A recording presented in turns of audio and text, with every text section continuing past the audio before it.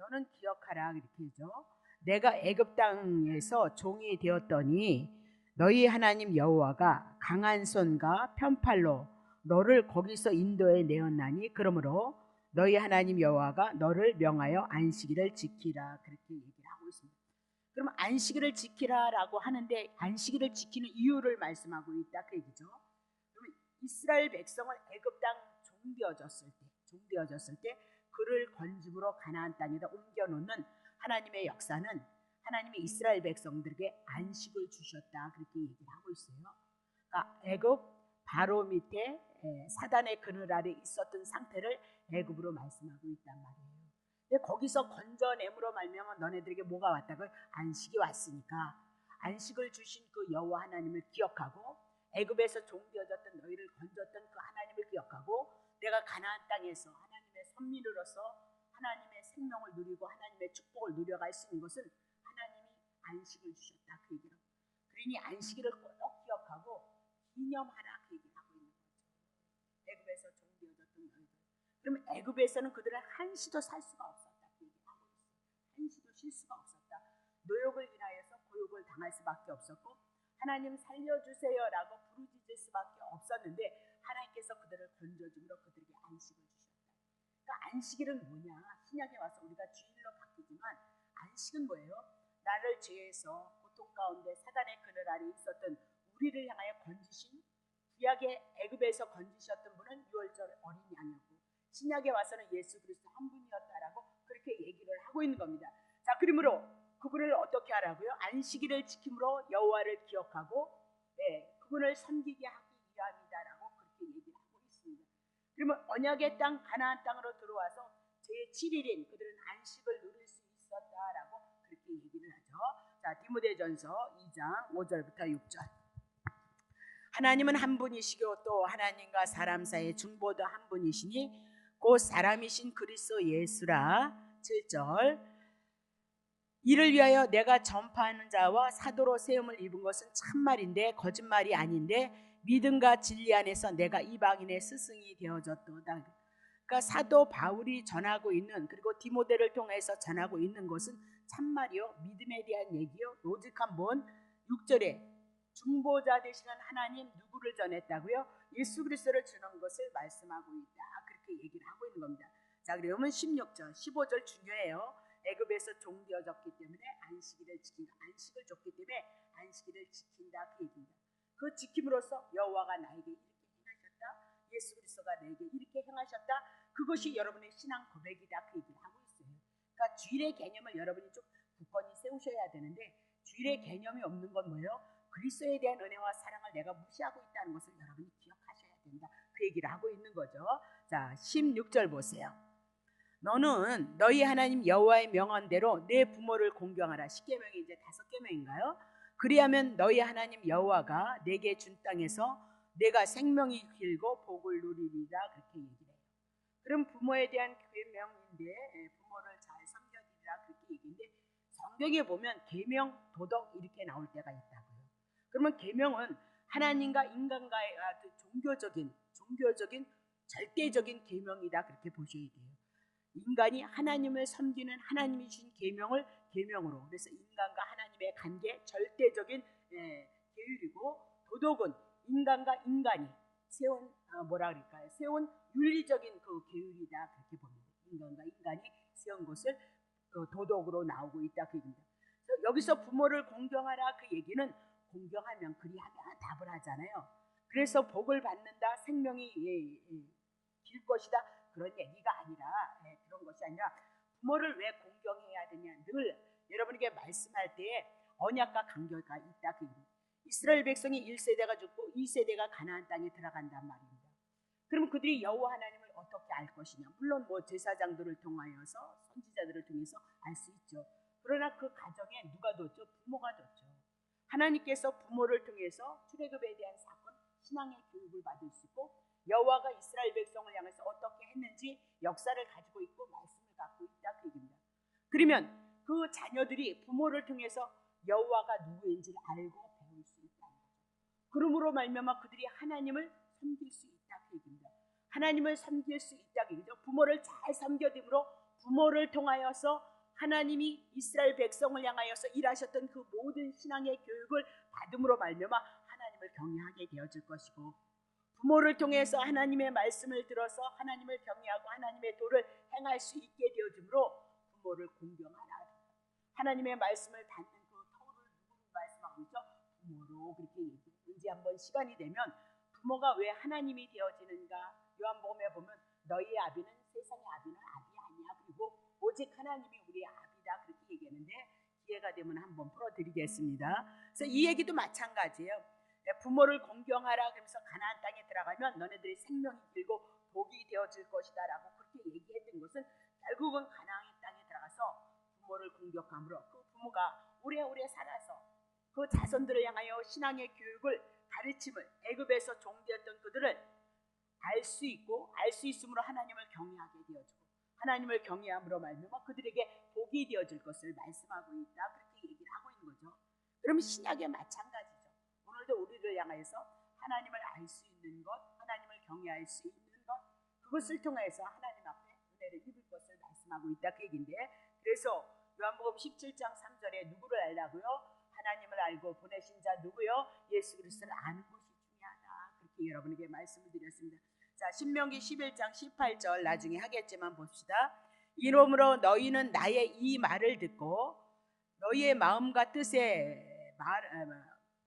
뜻을 뜻에 두고 또 그것을 너희의 손목에 메어서 기호를 삼고 너희 미간의 표를 삼으며, 하나님의 말씀을 말입니다. 9절. 또 그것을 너희의 자녀들에게 가르치며 집에 앉았을 때든지 길에 행했을 때든지 누웠을 때든지 일어날 때든지 이 말씀을 어떻게 강론하고 풀어줘야죠. 말씀을 이제 많이 보는 건 내는 좋아요. 근데 어느 날 풀어질 날이 있겠지만, 근데 말씀을 모르면, 뜻을 모르면 어떻게 해요? 바리새인과 서기관들이 성경은 뭐 달달달 외우고 있었죠. 그럼에도 불구하고 실패했던 거면 그 뜻을 몰랐다, 그렇게 문자로 받기 때문이다, 그렇게 얘기하고 그 뜻을 왜 주었는가. 그러니까 우리가 성경을 볼 때 이 말씀을 왜 하셨을까, 그리고 하나님의 의도, 하나님의 뜻을 우리가 찾는 거 너무 중요하다, 그 얘기를 하고 있죠. 그래서 강론이라는 거, 강론이 뭐예요? 제가 하는 게 늘 강론인 거죠. 말씀을 펴서 여러분에게 가르치고 있다, 그 얘기죠. 뜻을 풀어서. 자, 20절 보세요.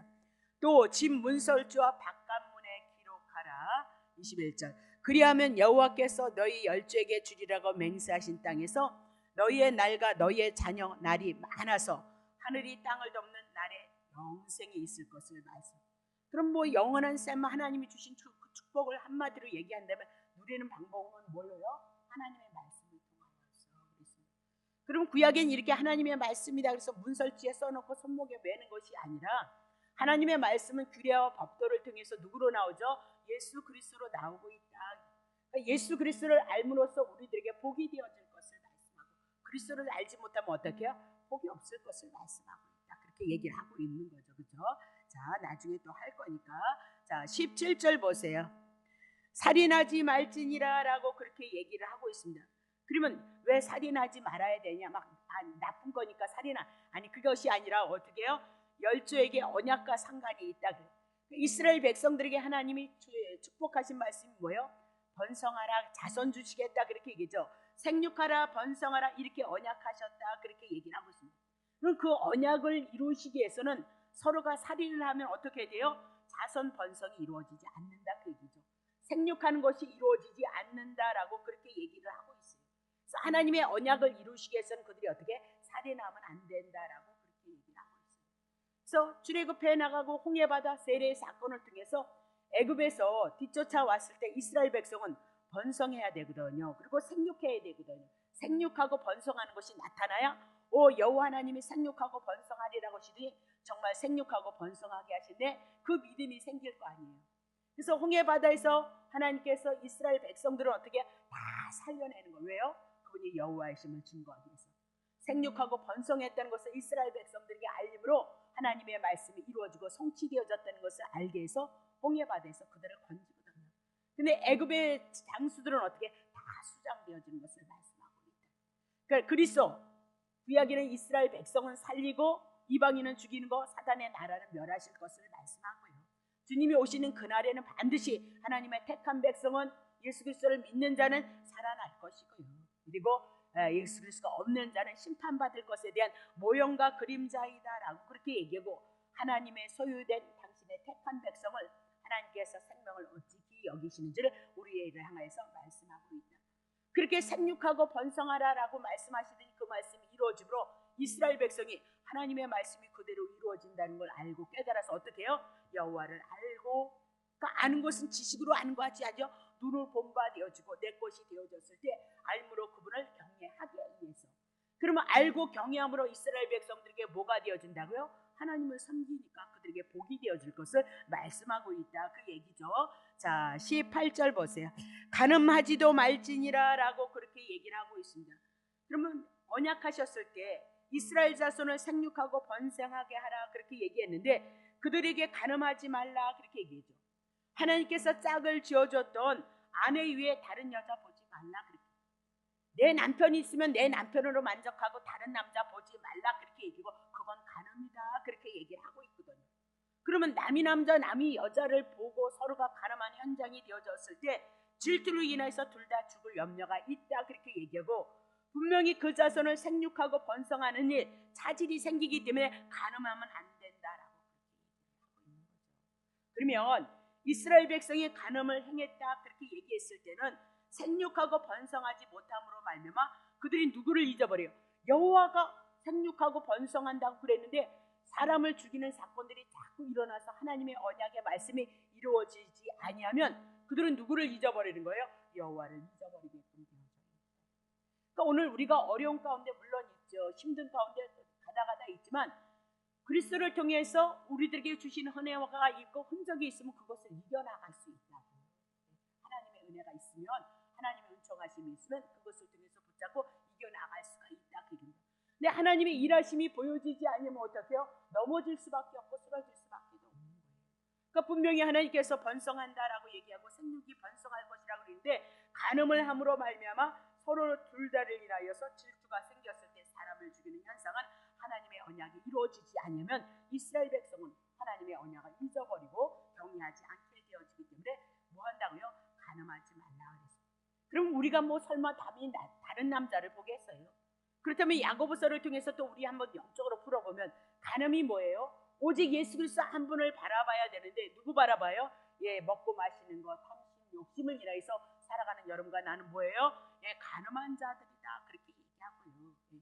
하나님의 은혜를 입을 수 있는 방법은 오직 한 분, 예수 그리스도 이 복음 안에서 경마하기에 은혜를 구하는 방법밖에는 없다 그렇게 얘기를 하죠.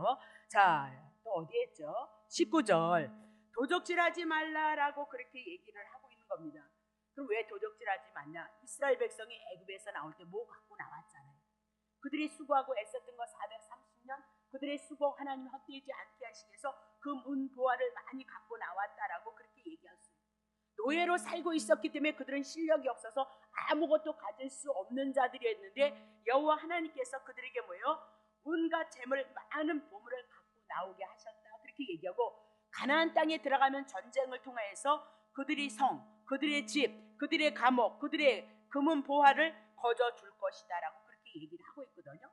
그래서 이제 여호수아를 통해서 그들의 모든 재물을 뺏는 사건이 있는데, 도둑질하지 말라 그 얘기는 하나님께서 언약하신 대로 애굽에서 나올 때도 하나님이 그렇게 축복했다면 가나안 땅 들어간다면 하나님 더 축복하지 않겠느냐? 그러니 여호와께서 주신 그 은혜를 기억하고 하나님이 공급하실 거니까 제발 뭐하지 말라고요? 도둑질하지 말라라고 그렇게 얘기를 하고 있는 거죠. 그러면 이방 백성들로부터 빼앗아 거저 주신 여호와를 잃어버려. 그 뭐 도둑질했다 남의 것을 빼앗다? 아니, 거저 주시는 하나님의 은혜가 애굽에서부터 있었고 가나안 땅 들어가면 주실 거다 그렇게 얘기를 하고 있어요.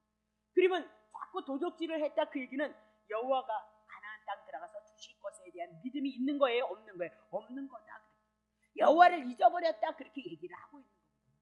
그럼 여호와를 잊어버린다면 하나님은 그를 향해서 축복하겠느냐라고 그렇게 얘기하고, 모든 재물의 주인은 누구예요? 하나님이시다라고 그렇게 얘기하고, 이스라엘 백성을 향하여 땅을 분배받는 것도 하나님의 주권 안에서 땅을 분배받았던 것처럼 그들을 향하여서 하나님이 주시는 그 분깃도 모든 소유도 하나님께서 분배해 주실 것이다라고 그렇게 얘기를 하고 있어요.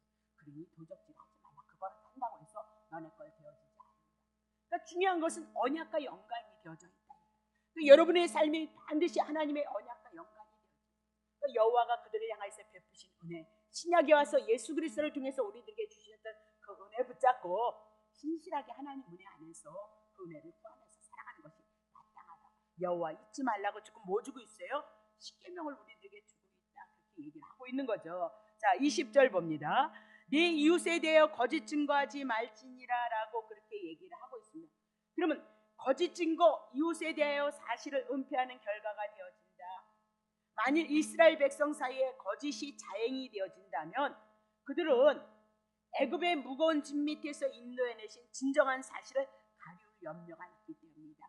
그러니까 거짓말하는 사람은, 거짓말을 붙잡고 있는 사람은, 뭐를 숨기는 사람은 자꾸 숨겨요. 자꾸. 그래서 죄가 죄를 낳는다 그렇게 얘기를 하고 있단 말입니다.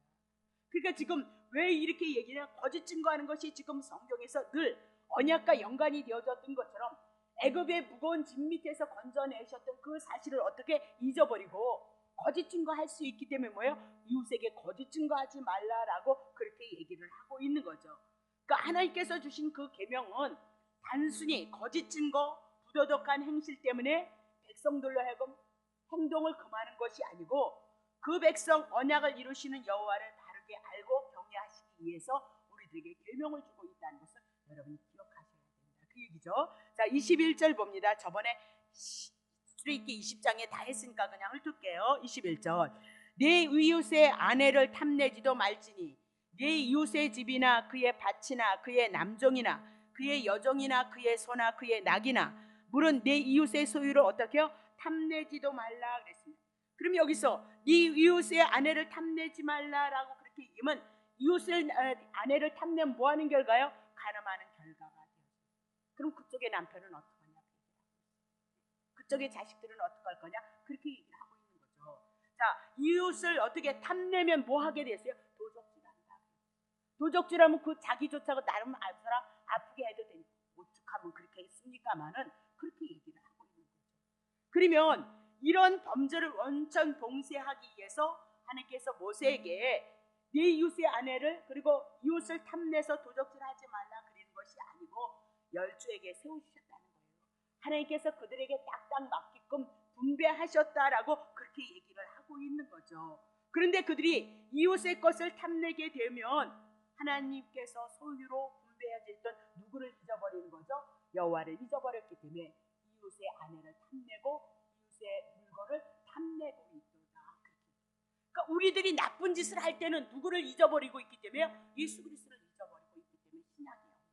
그리스도의 은혜, 그리스도의 사랑을 붙잡지 아니하고 육체의 방종으로 자기를 위하여서 살아가고 있기 때문이다. 그렇게 얘기하는 거나 동일하다 그렇게 얘기를 하고 있는 거죠. 그래서 이렇게 이웃을 향하여서 아내도 탐내지 말고 집도 밭도 하여튼 그 모든 소유 도적질하지 말고 탐내지 말라라고 그렇게 얘기를 하고 모든 소유를 언약대로 거저 분배하시는 여호와 하나님을 바로 알고 경외하시기 위한 그 언약과 연관이 되어졌어요. 그래서 출애굽을 향해서 은혜를 베푸신 하나님의 은혜를 안다면 그렇게 하지 말라. 결국은 그것이 그렇게 하지 않는 것이 누구를 경외하는 거예요? 하나님을 경외한다. 그러니까 여러분이 내가 하나님을 경외한다, 예수님을 사랑한다, 그것이 여러분의 삶과 관계가 되어졌죠.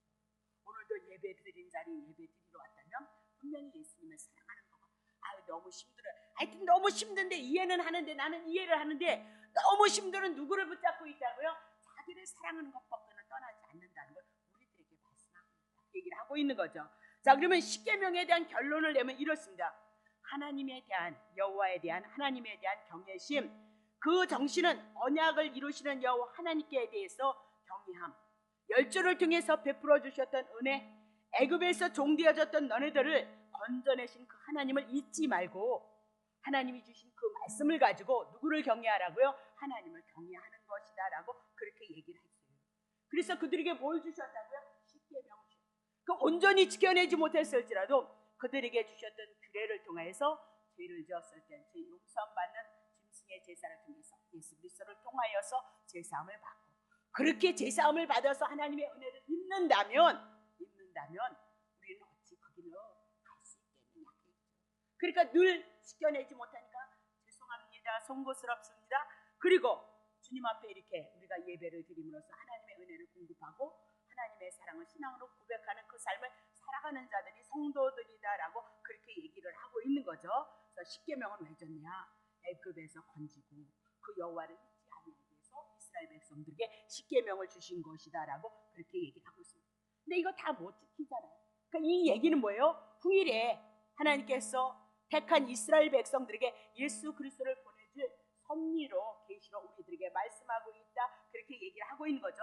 그래서 예수 그리스도가 오셔서 십자가에서 죽으심으로 하나님 사랑하라 그러셨던 거 사랑했고, 이웃 원수된 우리를 위해서 죽으심으로 십계명을 완성시키신 거죠. 십계명을 향하여 계명을 지키신 거다, 그 얘기입니다. 그러면 예수 그리스도가 왜 지켰느냐? 우리가 지키지 못하니까 우리를 위해서 죽고 우리에게 이 십계명 지킨 것을 전가시켜 주심으로 예수 그리스도 한 분을 통해서 하나님의 은혜를 입어갈 수 있으며 예수 그리스도 한 분을 통해서 하나님의 축복을 입어갈 수 있다는 것, 그것에 대한 예표요 그림자이다. 그래서 여러분에게 늘 말씀을 드리지만 하나님의 말씀은 하나님이 말씀하셨으니까 이 인간이 피조물이 땅이 흙이 무슨 하나님의 말씀을 지키겠느냐, 그 얘기죠. 그래서 누가 지킬 거라고요? 하나님이 말씀하셨으니까 하나님이 지키실 것이다. 그래서 성자 하나님이셨던 예수 그리스도가 오셔서 신비하게 모든 성경을 하나님의 말씀으로 우리들에게 이루어지고 성취된 사건으로 우리들에게 말씀하고 있다, 그 얘기입니다. 자, 그러면 이제 신명기 5장 22절 십계명을 받았을 때 그 배경에 대해서 지금 말씀해 나가고 있거든요. 근데 이미 여러분과 나는 충분히 이제 많은 말씀 속에서 나오는 거니까 그냥 오늘은 이렇게 한번 훑고 그리고 신명기 6장 또 다시 보도록 그렇게 할게요. 자, 그러면 22절 보세요. 여호와께서 이 모든 말씀을 산 위에 불 가운데 구름 가운데 흑암 가운데 큰 음성으로 너희의 총회에서 이루신 후에 더 말씀하지 아니하시고 그것을 두 돌판에 써서 내려주셨느니라. 그러면 이 모든 말씀이 뭐예요? 지금 십계명에 대한 얘기하고 있죠.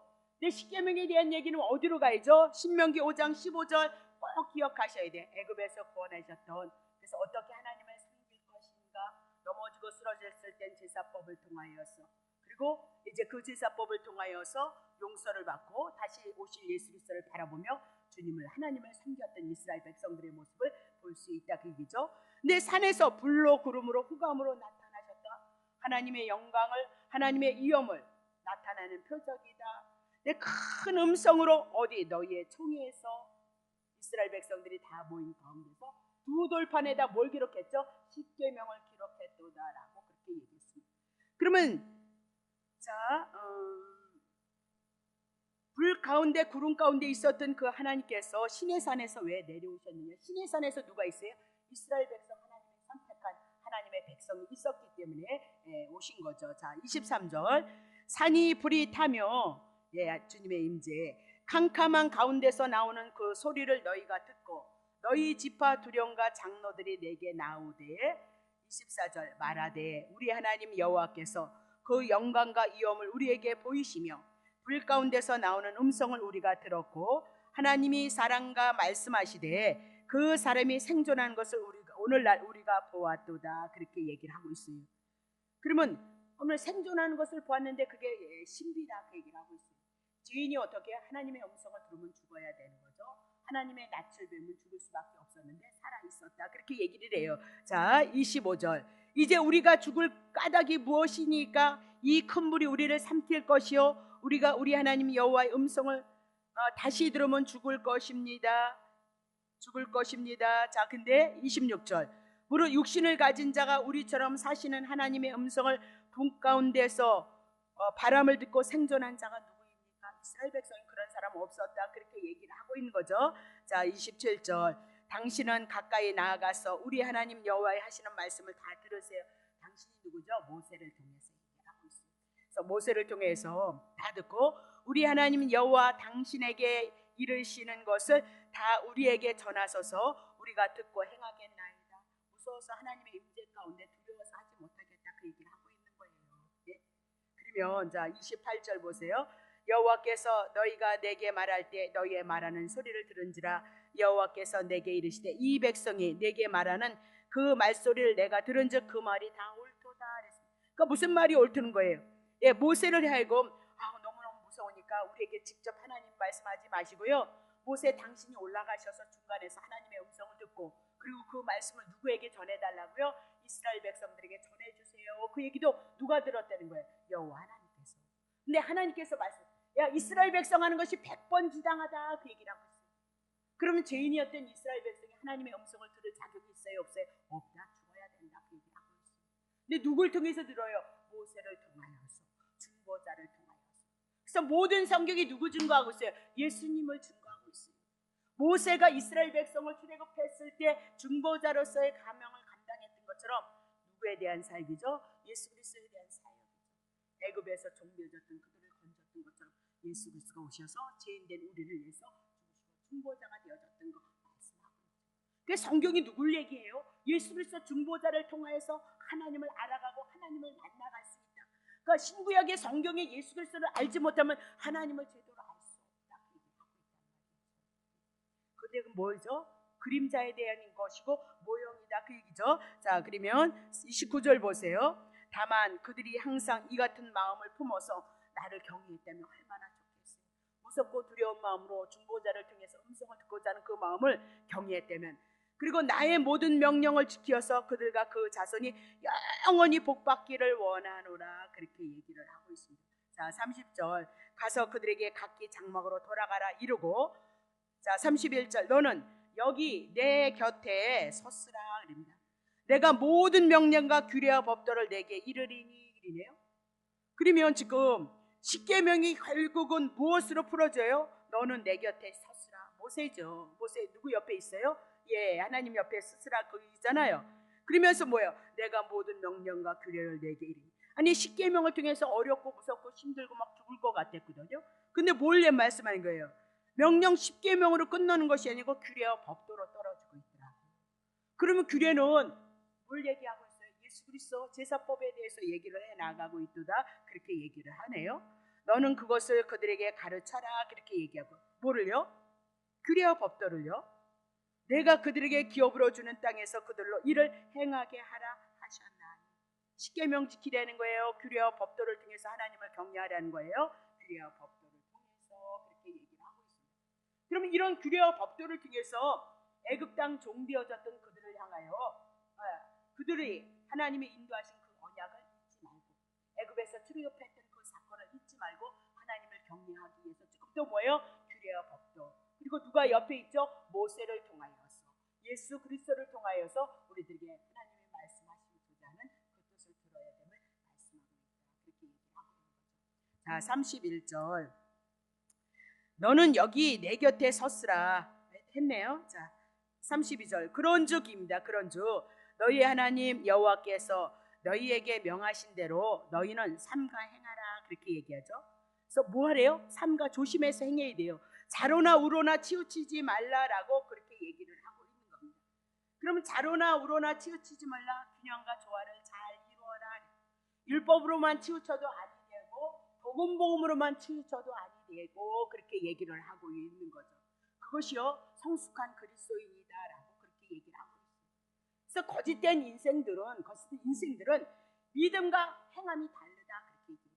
믿음과 행함은 하나가 되어져야 된다, 그렇게 얘기를 하고 있어요. 그럼 뭐 행함이 뭐 십계명을 온전히 그런 뜻이 아니잖아요. 믿음이 있어서 그리스도를 사랑하고 섬기다가 넘어지고 쓰러졌을 때 그 죄를 인하여서 죽으신 예수 그리스도 그 은혜 다시 붙잡고 감사하고, 하나님의 은혜 공급받아서 힘받아서 능력받아서 주님의 선한 뜻을 이뤄가기를 원합니다. 그 마음의 소원이 기도가 있으셔야죠. 우리 그렇게 살아가고 있는 거 아니에요? 두 번째는 교회 생활과 사회 생활이 다르다는 거예요. 교회 왔을 땐 그럴듯한데, 목사님 같은데 밖에 나가보면 목사 티가 안 난다, 그렇게 얘기하고, 일반인보다 이방인보다도 못한 삶을 살아가고 있다, 그렇게 얘기를 하고 있는 거죠. 그래서 한쪽으로 치우치는 거, 조화를 이루셔야 된다. 근데 중요한 것은 언제나 여러분이 회개를 왜 해요? 누가 이렇게 지적질해서 회개를 하지? 그거 아니잖아요. 여러분 안에서, 여러분 마음 안에서, 여러분 양심 안에서 성령님이 여러분을 간섭하시잖아요. 그래서 그것 때문에 여러분 회개 나오는 거 아닌가요? 어디 있든지 먼저 주님 때문에 괴로운 거지, 주님이 아니면 인간의 눈은 얼마든지 속일 수 있잖아요. 근데 여러분 각자가 하나님 앞에 회개하는 것은 여러분 심령 안에서 주님이 간섭하시기 때문이다. 그러니까 여러분이 이 땅의 나그네 여정이 괴로운 겁니다. 왜 괴로워요? 뭐 때문에 괴롭냐면 일반인보다 못한 삶을 살아가지는 않을 텐데 불구하고도 그리고 이 밤에 와서 이렇게 하나님을 섬겨드리면서 하나님 앞에 그 어려운 돈도 11조도 하나님 앞에 내드리면서 신앙생활 해 나가면서도 늘 부자임이 있다고요. 그리고 예수 그리스도 한 분을 인해서 은혜를 입을 수밖에 없는 존재입니다. 그 고백을 우리가 해나가는 것은 여러분 양심이 먼저 하나님 앞에서 지적을 당하기 때문이다. 그 얘기를 하고 있는 거죠. 벌써 다 했어요. 공부는 다 끝났네. 자, 다시 보세요. 네. 자, 그러면 자 33절 보세요. 너희 하나님 여호와께서 너에게 명하신 도를 행하라 그랬습니다. 이 도가 어디로 나올까요? 31절 써놓으셔야죠. 규례와 법도로 자로나 우로나 율법이나 또 뭐 제사법으로 치우치는 것이 아니라 조화를 이루어야 된다. 그렇게 얘기를 하고 있는 거죠. 그래서 도를 행하는데 그리하면 너희가 삶을 얻고 복을 얻어서 가나안 땅 가서 못 사나요? 살아요. 근데 얻어 터지잖아요. 사사기가 뭐예요? 가나안 땅에서 있었던 사건을 얘기를 하고 있어요. 하나님의 약속이 축복의 땅이 들어갔지만 그들이 어떻게 여호와를 잊어버리고 우상 숭배하니까요. 얻어 터지잖아요. 7년을 18년을 20년을 향해서 얻어 터졌다 그 얘기를 하고 있죠. 그 그림자예요. 우리. 하나님의 언약 예수 그리스도가 우리 안에 들어와서 우리가 지금 하나님의 나라가 되어져서 살아가고 있잖아요. 그럼에도 불구하고 때로는 신앙의 성숙을 향해서 훈련받는 자가 연단 훈련이 있어요. 그러나 또한 우리들의 삶이 잘못되어져서 톡톡 쳐서 그리스도 안에 들어가기 위해서 사랑의 징계를 칠 자들이 있다. 그렇게 얘기하고 있는 거죠. 그러니까 좋은 거죠. 사랑 때문에 간섭하는 거지 여러분 죄 때문에 미워서 하는 것이 아니라 사랑하기 때문에 내 자식이 잘못되면 안 되기 때문에 그렇게 얘기를 하고 있는 거죠. 그래서 그리하면 너희가 삶을 얻고 복을 얻어서 너희의 얻은 땅에서 너희 날이 어떻게 해요? 장구하게 되리라 라고 그렇게 얘기를 하고 있습니다. 그러면 중요한 것은 규례와 법도는 뭐예요? 십계명을 대거해서 내가 죄인인 것을 깨닫고 제사법을 통해서 하나님의 은혜를 입어가는 것. 십계명이라는 것이 내게 조명이 되어져서 내 양심의 기능이 되어져서 이스라엘 백성이 십계명만 있던 게 아니잖아요. 율법도 있었고 제사법도 있었고 또 그 법 안에서 많은 것들이 풀어지고 도덕, 이웃과 어떻게 사는 것도 우리들에게 다 말씀하셨단 말이죠. 그렇다면 내가 죄인 것을 깨닫고 제사법을 통해서 내가 죄인인 걸 통해서 예수 그리스도 한 번을 통해서 하나님의 은혜를 입어가고 있다는 사실을 여러분이 놓치시면 안 된다 그 얘기입니다. 자, 받아 쓰세요. 자, 조금 시간이 남았으니까 지난주에 사사기 조금 풀어드릴게요. 안 했던 거. 자, 받아 써봐요. 자, 사사기 6장 조금만 풀어드릴게요. 사사기 6장 37절입니다.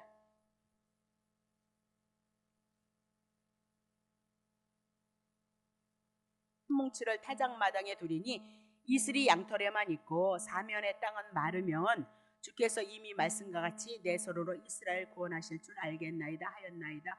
두 번의 표중을 주었고 표중은 예수 그리스도로 가는 것 풀어드렸죠. 그러면 양털은 얘기할 것도 없이 양이니까 예수 그리스도에 대한 얘기고 이슬이 양털에만 있다는 건 이슬이 예수 그리스도에게만 있다 그렇게 얘기를 하고 있거든요. 그럼 이슬이 무엇이냐? 하나님의 말씀이다 그 얘기입니다. 하나님의 말씀인데 하나님의 말씀은 곧 예수 그리스도예요. 예수 그리스도에게만 이슬이 있다는 것은 이슬은 이스라엘 백성에게 내리는 은혜다 그렇게 얘기했죠. 그래서 요한복음 14장, 요한복음 1장 14절 은혜와 진리가 누구에게만 있죠? 예수 그리스도에게만 있었도다 그렇게 얘기를 했어요. 자, 그러면 사면에 양털에만 있고 그렇게 얘기를 했어요. 근데 이슬이 어디에 내렸냐? 신명기 32장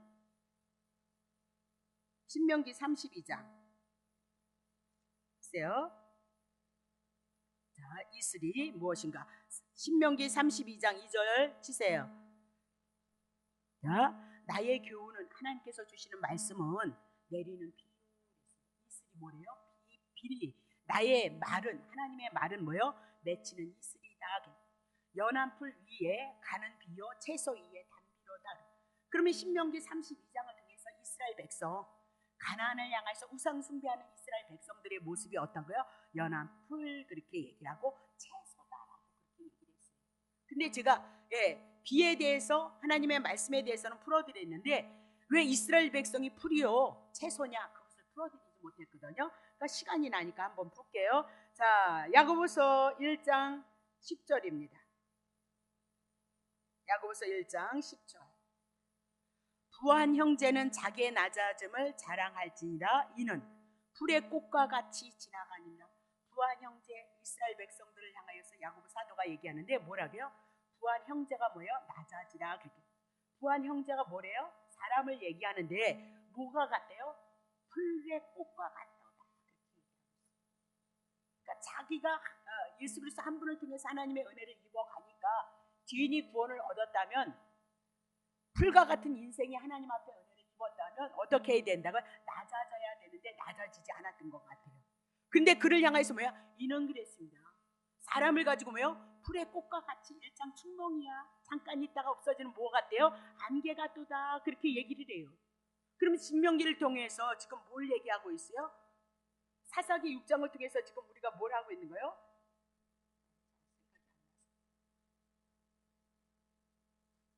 네, 사사기 6장을 통해서 이슬이 그렇게 얘기하면서, 이슬이 무엇이냐? 이스라엘 백성이다. 그렇게 여러분에게 풀어드렸고, 신명기 32장 5절을 통해서도 이슬이 무엇인가? 사람을 얘기하고 있다는 것을 말씀드리고 싶은 거예요. 자, 11절 보세요. 11절 야고보서 1장 11절. 자, 해가 돋고 뜨거운 바람이 불어 풀을 말리면 꽃이 떨어져 그 모양의 아름다움이 없어지나니 부한 자도 그와 행하는 일에 이와 같이 세잔하리라. 하면서 부한 자를 향하여서 말씀하기를 뭐 같아요? 네, 풀 말리면 꽃같이 떨어지는 것처럼 사람을 어떻게 표현하고 있어? 풀과 같이, 꽃과 같이 그렇게 풀어내고 있다고.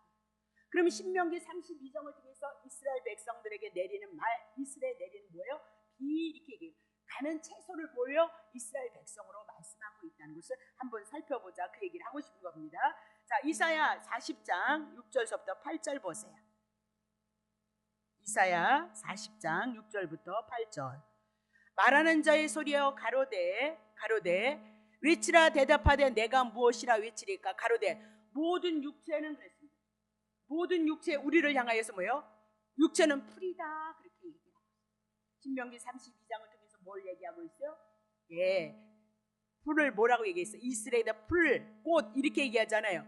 그 모든 아름다움은 들의 꽃과 같으니. 그래서 모든 육체를 뭘로 풀고 있죠? 풀로요. 들의 꽃과 같으니. 그래. 7절 보세요. 풀은 마르고 꽃은 시드나 여호와의 기운이 그 위에 품으로 이 백성은 실로 뭐래요? 풀이로다. 그렇게 아주 보잘것없는 것이, 연약한 것이 뭐더라고요? 우리의 인생이다. 그렇게 얘기하고 있어요. 이스라엘 백성을. 자, 8절. 풀은 마르고 꽃은 시드나 우리 하나님의 말씀은 뭐예요?